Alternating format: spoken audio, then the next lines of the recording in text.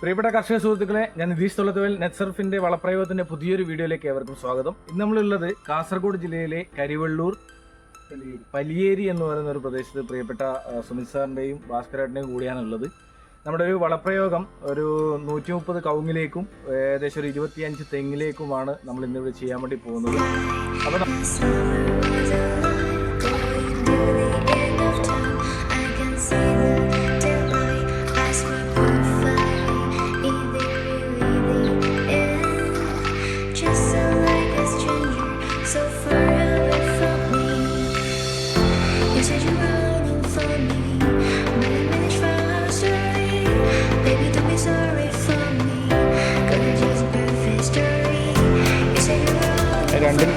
സുഖമായിരുന്നു.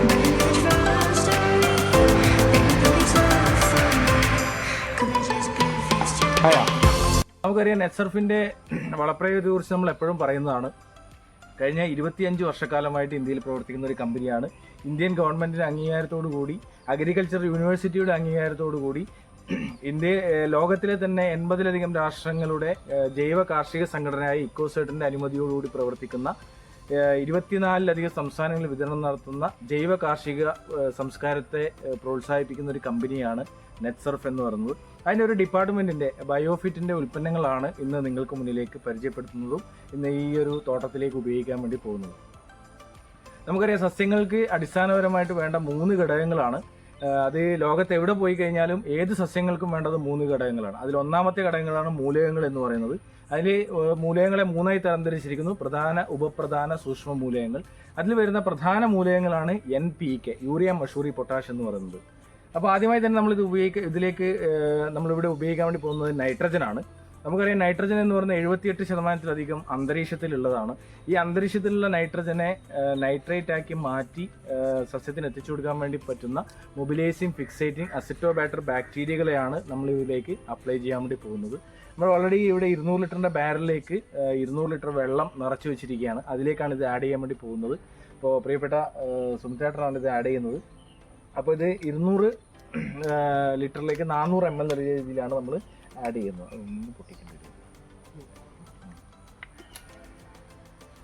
ഇപ്പം നൈട്രജനെ, mobilising fixating ബാക്ടീരിയകളായ നൈട്രജനെ നമ്മൾ ഈ വെള്ളത്തിലേക്ക് 200 ലിറ്റർ വെള്ളത്തിലേക്ക് 400 ml എന്ന രീതിയിലേക്ക് ആഡ് ചെയ്യുകയാണ്. നമുക്കറിയാം, അന്തരീക്ഷത്തിലുള്ള നമ്മൾ രാസവളങ്ങളൊക്കെ കൊടുക്കുന്നവരാണ് അല്ലേ, പൊതുവേ രാസവളങ്ങളൊക്കെ കൊടുത്തുകൊണ്ടിരുന്നതല്ലേ. രാസവളങ്ങൾ കൊടുക്കുമ്പോൾ നമുക്ക് മനുഷ്യന് കൃത്രിമമായിട്ട് ശ്വാസം കൊടുക്കുന്ന പോലെ വെന്റിലേറ്ററിൽ കിടന്ന തുല്യമാണ് എന്ന് ഞാൻ എപ്പോഴും പറയാറുണ്ട്. അതുപോലെ തന്നെയാണ് നമ്മുടെ ആ ഒരു ഓർഗാനിക് സംസ്കാരത്തെ പടുത്തുയർത്താൻ നമുക്ക് ഇതിലൂടെ സാധിക്കുന്നു. അതിപ്പോൾ ഇത് 400 ml ഒഴിച്ചു, 200 ml ആണത്, 2 ഒഴിക്കണം. അതിൽ ആഡ് ചെയ്യുന്നു.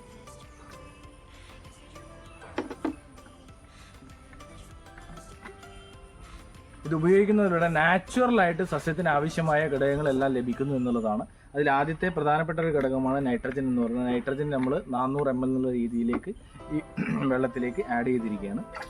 അതുപോലെ തന്നെ രണ്ടാമത്തെ വളരെ പ്രധാനപ്പെട്ട ഒരു ഉൽപ്പന്നമാണ് ഫോസ്ഫേറ്റ് എന്ന് പറയുന്നത്. ഫോസ്ഫേറ്റ് സോളിസിബിലിയം ബാക്ടീരിയകൾ അടങ്ങിയ ഫോസ്ഫേറ്റിനെ നമ്മൾ ഈ വെള്ളത്തിലേക്ക് ആഡ് ചെയ്യാൻ വേണ്ടി പോവുകയാണ്. ഇതിലെല്ലാം ബാക്ടീരിയകൾ അടങ്ങിയിരിക്കുന്നത് കൊണ്ട് തന്നെ മണ്ണിലും അന്തരീക്ഷത്തിലുമുള്ള മൂലകങ്ങളെ കൃത്യമായിട്ട് അവയ്ക്ക് ലഭിക്കുന്ന രീതിയിലുള്ള പ്രവർത്തനങ്ങൾ ഇതിലൂടെ ലഭ്യമാകുന്നു എന്നുള്ളതാണ്. അപ്പോൾ അതിനു വേണ്ടിയിട്ടാണ് നമ്മളിത് 400 ml എന്ന രീതിയിൽ ഈ വെള്ളത്തിലേക്ക് ആഡ് ചെയ്യുകയാണ്. ഇതിപ്പോൾ നമ്മൾ 200 ലിറ്റർ വെള്ളമാണ് ഇവിടെ നിറച്ചിരിക്കുന്നത്. ആ 100 ലിറ്റർ ആവശ്യത്തിനനുസരിച്ച് നമുക്ക് ചെയ്യാം. അതിൻ്റെ ഗുണം എന്ന് പറയുന്നത് ലേബർ കോസ്റ്റ് കുറച്ച്, ചിലവ് കുറച്ച് നമുക്കിത് ചെയ്യാം. ചാക്കണക്കിന് വളപ്രയോഗമല്ല, മറിച്ച് നമ്മുടെ കൈകളിൽ പിടിച്ചുകൊണ്ട് പോയാൽ തന്നെ നമുക്ക് വളപ്രയോഗം ചെയ്യാൻ പറ്റുന്നുണ്ട്. മൂന്നാമത്തെ പ്രധാനപ്പെട്ട മൂലകങ്ങളിലൊന്നാണ് പൊട്ടാഷ് എന്ന് പറയുന്നത്. ഈ പൊട്ടാഷിനെയും നമ്മൾ 200 ലിറ്റർ വെള്ളത്തിലേക്ക് 400 ml ഇതിലേക്ക് ആഡ് ചെയ്യുകയാണ്. അപ്പോൾ നമുക്കറിയാം, ഇതൊക്കെ ആഡ് ചെയ്യുമ്പോൾ സസ്യത്തിന് ജൈവികമായിട്ടുള്ള ഒരു കൃഷിയെ പ്രോത്സാഹിപ്പിക്കാം. അതോടൊപ്പം തന്നെ സസ്യത്തിൻ്റെ ആരോഗ്യത്തെ പരിപോഷിപ്പിക്കാൻ വേണ്ടി പറ്റുന്നു. അതുപോലെ തന്നെ മണ്ണിൻ്റെ ഘടനയെ മാറ്റാൻ വേണ്ടി സാധിക്കുന്നു എന്നിവയൊക്കെയാണ് ഏറ്റവും പ്രധാനപ്പെട്ട ഒരു ഘടകം എന്ന് പറയുന്നത്. 400 ml ആഡ് ചെയ്തതിന് ശേഷമുള്ള വളരെ പ്രധാനപ്പെട്ട മറ്റൊരു ഉൽപ്പന്നമാണ് ഷേത്ത് എന്ന് പറയുന്നത്. ഷേത്ത് എന്ന് പറയുന്നത് സോയിൽ ഹെൽത്ത് എൻഹാൻസ്മെൻറ്റ് ടെക്നോളജി എന്ന് പറയും. അപ്പോൾ സോയിൽ ഹെൽത്ത് എൻഹാൻസ്മെൻറ്റ് ടെക്നോളജി എന്ന് പറഞ്ഞു കഴിഞ്ഞാൽ മണ്ണിൻ്റെ ഘടനയെ മാറ്റുവാൻ, മണ്ണിരകളെ പ്രോത്സാഹിപ്പിക്കുവാൻ, മണ്ണിൻ്റെ pH ലെവലിനെ കൺട്രോൾ ചെയ്യാൻ വേണ്ടിയിട്ടുള്ള 5 ടണ്ണ് കാലിവളത്തിൽ അടങ്ങിയിരിക്കുന്ന എസൻസിന് തുല്യമായ ബാക്ടീരിയകളുടെ മിശ്രിതം, അതോടൊപ്പം തന്നെ 11ലധികം വരുന്ന ഉപപ്രധാന സൂക്ഷ്മ മൂലകങ്ങൾ അടങ്ങിയ ഒരു വളരെ പ്രധാനപ്പെട്ട ഉൽപ്പന്നമാണ് ഷേത്ത്.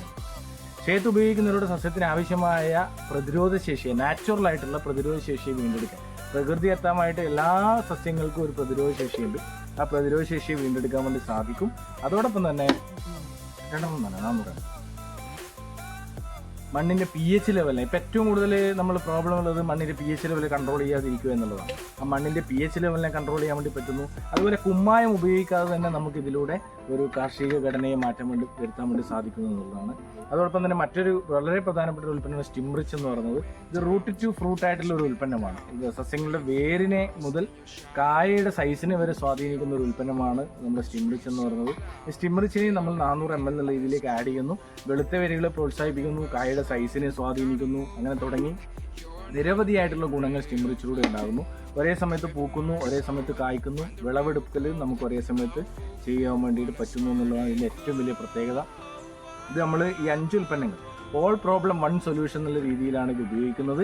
വേറെ വളങ്ങളൊന്നും കൊടുക്കാതെ, കുമ്മായം കൊടുക്കാതെ, മറ്റു രീതിയിലുള്ള വളങ്ങളും ജൈവവളമോ രാസവളമോ ഒന്നും കൊടുക്കാതെ തന്നെ ഈ ഒരു ഉൽപ്പന്നങ്ങൾ മാത്രം ഉപയോഗിച്ചുകൊണ്ട് നമുക്ക് വളപ്രയോഗം ചെയ്യാൻ വേണ്ടി പറ്റുമെന്നുള്ളതാണ് വളരെ പ്രധാനപ്പെട്ട ഒരു ഘടകം എന്ന് പറയുന്നത്. ഇത് ഉപയോഗിക്കുമ്പോൾ കുറച്ച് കാര്യങ്ങൾ ശ്രദ്ധിക്കേണ്ടത്, നമ്മുടെ ഡ്രമ്മ് അണുവിമുക്തമായിരിക്കണം. അതുപോലെ തന്നെ മണ്ണിലേക്ക് പൂർണ്ണമായി ടച്ച് ചെയ്യുന്ന രീതിയിൽ വേണം നമ്മൾ ഒഴിക്കാൻ വേണ്ടിയിട്ട്. അത്തരത്തിൽ ചെറിയ കുറച്ച് കാര്യങ്ങളൊന്നും ശ്രദ്ധിക്കാനുണ്ട്. ഇത്തരം നമ്മൾ കാര്യങ്ങൾ ശ്രദ്ധിച്ച് ഇത് കൃത്യമായി ഉപയോഗിച്ച് കഴിഞ്ഞാൽ പൂർണ്ണമായിട്ടും നല്ല റിസൾട്ടുകൾ നമുക്ക് കൃഷി മേഖലയിൽ ലഭിക്കും. അതൊരു ഓർഗാനിക് സംസ്കാരത്തെ പടുത്തുയർത്താൻ വേണ്ടി പറ്റുമെന്നുള്ളതാണ്. സുനിൽ സാർ, എത്ര വർഷമായി കാർഷിക മേഖലയിൽ ഇവിടെ? എത്ര നാളായി? രണ്ടുപേരും ഉണ്ടാവുമല്ലോ. ഇപ്പോൾ പിന്നെ ഒരു 10-15 വർഷമായി. 15 വർഷമായിട്ടുണ്ട് അല്ലേ? പൊതുവെ മറ്റ് ഏതൊക്കെ വളങ്ങളാണ് പൊതുവെ എല്ലാ തവണയും ഒരേ വളങ്ങളാണോ കൊടുക്കുന്നത്? അല്ല, ചാണകം വ്യത്യസ്തങ്ങളായിട്ടുള്ള വളങ്ങളാണ് കൊടുക്കുന്നത് അല്ലേ? വളം. ഓക്കെ. നമ്മുടെ ഈ വളങ്ങൾ കൊടുത്തു കഴിഞ്ഞാൽ വേറെ വളങ്ങളൊന്നും കൊടുക്കണം, ഇത് മാത്രം കൊടുത്താൽ മതി. അതാണ് ഇതിൻ്റെ ഏറ്റവും വലിയ പ്രത്യേകത. ഇപ്പോൾ നമ്മളിതിപ്പോൾ കേരളത്തിൽ തന്നെ ഒരു 4 വർഷമായിട്ട് തുടർച്ചയായിട്ട് ഉപയോഗിക്കുന്ന ആൾക്കാരുണ്ട്. ഒരേ വളങ്ങൾ മാത്രം ഉപയോഗിക്കുന്ന കർഷകർ ഇന്ന് 4 വർഷമായിട്ട് തുടർച്ചയായിട്ടുണ്ട്. അതുപോലെ തന്നെ ഇന്ത്യയിൽ 25 വർഷമായിട്ടുള്ളതാണ്. അപ്പോൾ അതുകൊണ്ട് തന്നെയാണ് ഇതിൻ്റെ ഗുണങ്ങൾ. ഇപ്പം മറ്റു വളങ്ങൾ കൊടുത്തുകൊണ്ട് എന്തൊക്കെയാണ് ഇപ്പം നമ്മൾ സസ്യങ്ങൾക്ക് വരുന്ന ഒരു ഇപ്പം എന്തെങ്കിലും കുറവുകളോ കാര്യങ്ങളൊക്കെ ഉണ്ടോ? മാതിരിയാണല്ലോ അല്ലേ? അപ്പോൾ നമ്മൾ ആദ്യമായിട്ടാണ് സ്റ്റാർട്ട് ചെയ്യുന്നത്. തീർച്ചയായിട്ടും നമ്മൾ ഉപയോഗിക്കുമ്പോൾ കൃത്യമായിട്ട് ഉപയോഗിക്കണം. വർഷത്തിൽ 3 തവണയാണ് യൂസ് ചെയ്യേണ്ടത്. അപ്പോൾ അതുകൊണ്ട് തന്നെ കൃത്യമായിട്ട് ഉപയോഗിച്ച് കഴിഞ്ഞാൽ അതിൻ്റെ ഗുണങ്ങൾ 100% നമുക്ക് ലഭിക്കും എന്നതിൽ ഒരു സംശയമില്ല. അപ്പോൾ അതിന് വേണ്ടിയിട്ടുള്ള തയ്യാറെടുപ്പുകൾ ഉണ്ടാവണം. ഇത് മാത്രം ഉപയോഗിച്ചുകൊണ്ട് നിർത്തരുത്. ഇനിയിപ്പോൾ മെയ് മാസത്തിൽ നമ്മൾ ഉപയോഗിക്കണം. അതുപോലെ തന്നെ സെപ്റ്റംബർ, അങ്ങനെയല്ല ഒരു 4 മാസം ഇടവേള കാലയളവിലാണ് വലിയ വിളകൾക്ക് കൊടുക്കേണ്ടത്. അത് മറ്റ് വിളകളൊക്കെ ആണെങ്കിൽ, പച്ചക്കറികളൊക്കെ ആണെങ്കിൽ ആനുപാതികമായിട്ടാണ് കൊടുക്കേണ്ടത്. റിസൾട്ട് എന്തായാലും 100% ഉണ്ടാകും. ഇതിപ്പോൾ എങ്ങനെയാണ് ഇത് അറിഞ്ഞത് ഈ ഉൽപ്പന്നങ്ങളെ കുറിച്ച്? ഇത് മോഹനട്ടൻ പറഞ്ഞിട്ട് അറിഞ്ഞത്. മോനേട്ടൻ, നമ്മളെ ഓണക്കുന്നില്ല മോനേട്ടൻ, അദ്ദേഹം ഉപയോഗിച്ചിട്ട് അതിൻ്റെ വാഴക്കൊലയിലൊക്കെ അവിടെ കൊടുത്തിട്ട് നമ്മളെ വിനോദനല്ലേ കട, അവരൊക്കെ ഇപ്പോൾ എടുത്തിട്ടുണ്ട് ഉപയോഗിക്കാൻ വേണ്ടിയിട്ട്. അപ്പം അത്രയും വളരെ നല്ല ഉൽപ്പന്നമാണ്. കൃത്യമായിട്ട് ഉപയോഗിക്കുക എന്നുള്ളത് മാത്രമാണ്. പ്രത്യേകിച്ച് കുമ്മായം പോലുള്ള കാര്യങ്ങളൊന്നും ഇടാൻ വേണ്ടി പാടില്ല. കുമ്മായം ഇടിപ്പോൾ ഇട്ടിട്ട് എത്ര നാളായി? 15 ദിവസമായി. 15 ദിവസം കഴിഞ്ഞ് കഴിഞ്ഞാലേ നമുക്ക് കൊടുക്കാൻ വേണ്ടി പാടുള്ളൂ. അപ്പോൾ കുമ്മായം ഒന്നും ഇടരുത്. കുമ്മായം ഇട്ട് കഴിഞ്ഞാൽ നമ്മുടെ സസ്യത്തിൻ്റെ ഘടനയിൽ മണ്ണിൽ പ്രോബ്ലമാണ് ഉണ്ടാവുക. കാൽസ്യം ഹൈഡ്രോക്സൈഡ് എന്ന് പറയുന്നതാണ് കുമ്മായം. ആ കുമ്മായം അതിലൂടെ വന്നു കഴിഞ്ഞാൽ ഇതിൻ്റെ മൂലകങ്ങളെയും സൂക്ഷ്മാണുക്കളെയും അതുപോലെ തന്നെ മണ്ണിരകളെയൊക്കെ നശിപ്പിക്കുകയാണ് ചെയ്യുക. അപ്പോൾ അതുകൊണ്ട് കുമ്മായം പോലുള്ള നമ്മുടെ രാസപദാർത്ഥങ്ങൾ ഇത് ഉപയോഗിക്കുന്ന സമയത്ത് ഉപയോഗിക്കാൻ വേണ്ടി പാടില്ല. അത് ഉപയോഗിച്ച് കഴിഞ്ഞാൽ ഇതൊരു ജൈവാണു ബാക്ടീരിയയാണ്. അപ്പോൾ അത് നഷ്ടപ്പെട്ടു പോകും. അപ്പോൾ അതുകൊണ്ട് കുമ്മായം ഒന്നും ഇനി മേലിൽ ഉപയോഗിക്കരുത്. കുമ്മായം നിങ്ങൾ ഒരു കാരണം നമ്മളത് ഉപയോഗിക്കുന്നില്ലെങ്കിലും കുമ്മായം ഉപയോഗിക്കരുത്. അല്ലെങ്കിൽ കാൽസ്യം കാർബണേറ്റ് ഉപയോഗിക്കുക. അതായത് കക്കപ്പൊടി എന്ന് പറയുന്നത്, കക്ക പൊടിച്ചുണ്ടാക്കുക. ഇത് കക്ക നീറ്റിയതാണ്. രണ്ടും 2 സ്റ്റേജിലൂടെ വരുന്ന ഒരു പ്രൊഡക്റ്റാണ്. അപ്പോൾ അതുകൊണ്ട് അത് കാൽസ്യം കാർബണാണ്. അപ്പോൾ കാർബൺ എന്ന് പറയുമ്പോൾ പച്ചപ്പിനെയൊക്കെ സ്വാധീനിക്കുന്ന, മണ്ണിൽ pH ലെവലിനെയൊക്കെ കൺട്രോൾ ചെയ്യാൻ വേണ്ടി പറ്റും. അതിൽ നമ്മുടെ ക്ഷേത്രം എന്ന് പറയുന്നത് നമുക്ക് കൂടുതലായിട്ട് pH ലെവലൊക്കെ കൺട്രോൾ ചെയ്യാൻ വേണ്ടി പറ്റുന്ന ഒരു ഉൽപ്പന്നമാണ്. അപ്പോൾ നമ്മൾ ഇത് കൃത്യമായിട്ട് ഉപയോഗിക്കുക എന്നുള്ളതാണ് ഈ ഒരു അവസരത്തിൽ പറയാനുള്ളത്. തീർച്ചയായിട്ടും ഇന്ന് നമ്മുടെ കാസർഗോഡ് ജില്ലയിലാണ്, നമ്മൾ കരിവള്ളൂർ, നമ്മൾ കണ്ണൂർ ജില്ല, കണ്ണൂർ തന്നെ വരുന്നത് അതെ അല്ലേ? കണ്ണൂർ ജില്ലയിലാണ് നമ്മൾ പലിയേരി എന്ന് പറയുന്ന പ്രദേശത്തെ വളപ്രയോഗമാണ് നമ്മൾ ചെയ്യുന്നത്. തീർച്ചയായിട്ടും നമ്മൾ അത് ഒഴിക്കുന്ന രീതിയും കൂടെ നമുക്ക് കാണാം. ഇവിടെ കവുങ്ങ്, തെങ്ങ്, കൊടി